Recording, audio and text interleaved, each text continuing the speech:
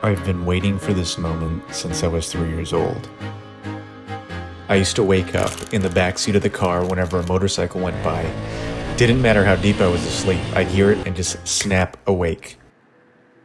I always thought that was going to be a part of my life, but for the past few years, I was living in a crappy basement in the East Village. No light, only leaving to show apartments. On paper, things were working, but I kept choosing the safe option over and over again. And the more I did that, the more afraid I became. Not just of risk, of everything. And slowly, I stopped living my own life. I thought I was protecting my future, but really, I was just avoiding it. So I did something that didn't make sense, even to me. I wasn't planning on buying it that day. I just figured I'd stop by, introduce myself, and take a look at what they had. Here's my three followers. Thanks. But the moment I saw it, it was a wrap.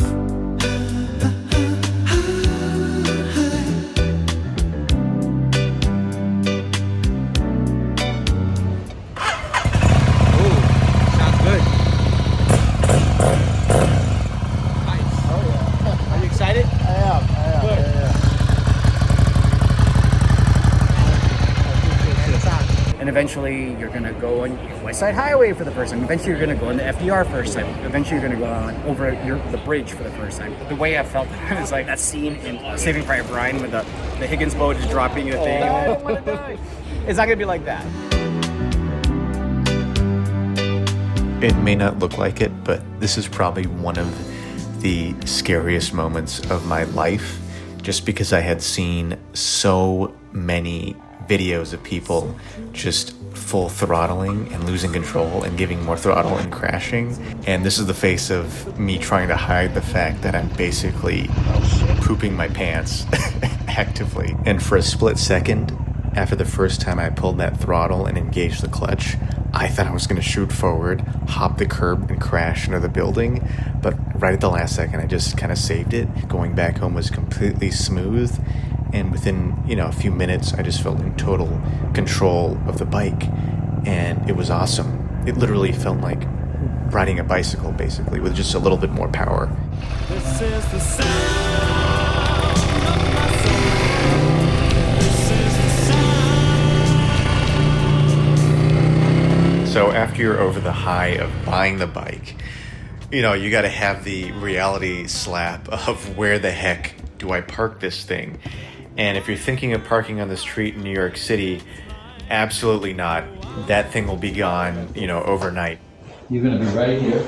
The only real option is garage parking. And if you know Manhattan, if you know New York, you'll know that garage parking is not only notoriously difficult to find, and you'll get better at it. It's just a matter of time. It's also extremely expensive. By sheer luck and chance, I had actually this whole time been living 2 doors down from the preeminent motorcycle garage in downtown Manhattan. And just in passing, I had ended up becoming friends with the owner for the past few years. And he totally hooked me up. And literally everything was falling into place. Like this was meant to be. This was fate. It was kind of crazy. The first few rides, I was just calibrating my experience of the bike itself and of riding and all the different senses. The one kind of surprising thing that caught me off guard was just how heavy motorcycles are. They're freaking heavy. Like this bike was about 420 pounds and the average kind of cruiser is over 550 pounds. So if you drop it, you really got to make sure you have good calf strength to get it back up. Starting out, my morning commute was pretty unglamorous. A lot of stop signs, a lot of red lights, and the only awkward thing was running into other bikers because I wasn't sure what to do yet. Dropping your bike is pretty embarrassing, so I was always afraid that was going to happen. And I think in thinking it was going to happen, it did happen. The first time was at the gas station, going to fill up for the first time, and I realized, I turned a little too soon around this car. The natural movement of the bike wasn't holding it up, and I forgot to put my foot out far enough, and it just fell on the ground. That I was like, oh.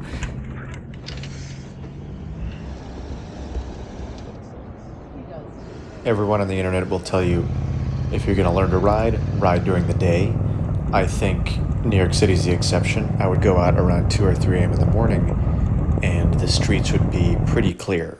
And I would take my now girlfriend on FaceTime tours of the city because she'd never been to the city before. I accidentally leaned my bag against the tailpipe and it melted a little bit because it's plastic. There always comes a moment when you're kind of mastering something that you're like, oh wow, you know, this is the moment. You're actually doing the thing. Or it's like when you have an idea in your head of going out and getting something or doing something that you've always wanted. And then, you know, cut to you're actually doing it. There's that moment of realization. And I actually got that on camera when I was on the FDR highway. And I was like, oh yeah! Oh yeah! Woo! But you just feel the texture of the road and the roar and the vibration of the engine. And people describe it like flying, but I think it's better than flying. It's like flying, but you can feel everything that you're passing through. You know, the training wheels off, the bike ended up becoming pretty soon a part of my everyday routine. And I would take it to show apartments. Like, you know what? I don't have to take the train anymore. It's like I'd rather be taking a risk on the street than be stuck in a little metal sausage underground. And I ended up parking on the sidewalk, which I also had my own little cheat code for. Yeah, I know. It was cooler in the morning, and then it's really... I used to skateboard to class at NYU almost every day, and every single day I would have a near-death experience. The motorcycle, it's far more stable. I told you I'm launching the new brokerage, right? Yeah. For application, you can think of it as almost a standalone phone. I do the same thing all the time, so you don't even worry about it. You know, the gyroscopic effect and stability is so much stronger. You feel so much more planted and secure. You know, it's loud. A lot of people can hear you. 3, you can accelerate out of danger, and I've done that multiple times.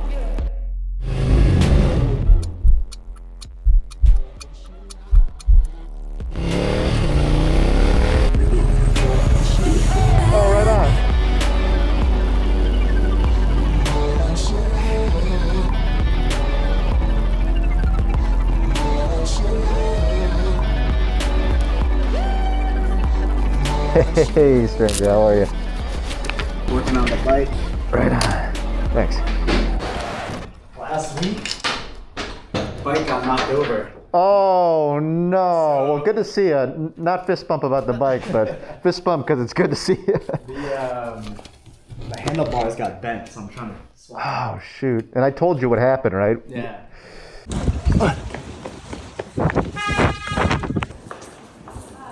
Did you see what happened? Do you mind filming me just an explanation just in case? I saw a white Mercedes inching towards it. And then suddenly just go full speed forward and slam into it. She stopped for a second, and then as soon as I came out, I saw her, and I said stop, and she sped off with her, the back of the trunk was open and everything. I ran after her to say, hey, you know, miss, this is a hit and run. You have to stop and exchange information. Ma'am! Ma'am! And she wouldn't even look at me, and then she took off through the red light. So fortunately, I got her plate. I am filing a police report. Appreciate you guys' time. Thank you so much. Thank you, officer. No problem. Cheers. And I don't know why it kept being another Mercedes SUV. And I thought they were tourists asking for directions, so I figured, you know, I'd want to be helpful and be kind to people who are visiting. No, it's for you. This is for me. I know the scam. Hey! The scam. Hey! Don't touch me. You know, the guy straight up tries to steal my phone. One day later. Being on the bike, you end up seeing a lot more of what's going on in the neighborhood. You see the same people, you see the same areas. Not even the next day, I see the same Mercedes pass me, and I'm like, no way is that the same car and the same guys. You know, I pull further on. They're trying to pull the same scam on some people on the street. You know, I lost my cool a bit, and it was very much not the Zen part of Zen and the art of motorcycle maintenance. Hey, it's a scam. Don't do it. It's a scam. Hey. Yeah, he's on East 12th and 3rd Avenue. I'm on a motorcycle. I'm right behind him. They're gold scammers. Don't fall for it. I want to engage with them. I'm trying to do the right thing. He's right there in a silver Mercedes around the corner on 9th Street. Hopefully they shut them down because I never saw them again. And I think manipulating any high-performance machine is always more a lesson of humility than necessarily of confidence, because you can feel really cool and awesome, and that'll be the day that you end up, I don't know, we're just stalling the bike with a huge tail of traffic behind you. Oh. Or even worse, something completely out of your control. There was a work van that was going a little too slow for me, so I cut in front of them. And then to add insult to injury to this poor guy behind me, the clutch cable snapped.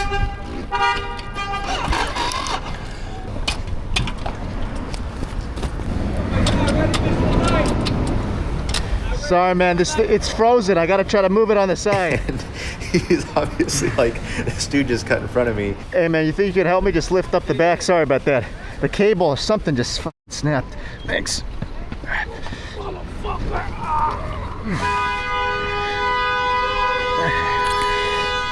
Yeah, right, is good. Thank you. I appreciate you. Hey, Angel, how are you? Good. I mean, we'll see. I got a little situation for you. Yeah, you know what? It did. It is snapped. That's a beautiful van you got. The challenge was that, Put it right in there, it's fine. you know, the people I trusted the most were pretty adamant. They were almost convinced. I mean, like one of them said, "You're going to die. There isn't a shadow of a doubt in my mind." And they're like, "I'm going to start preparing your funeral." I think I got so distracted trying to make the safe choices that I lost track of what I actually wanted to do with my life. And, you know, now looking back at the time, it was this huge event that just shook up the decision pattern I've had for probably the past decade or more, and really marked the genesis of just taking control of my life.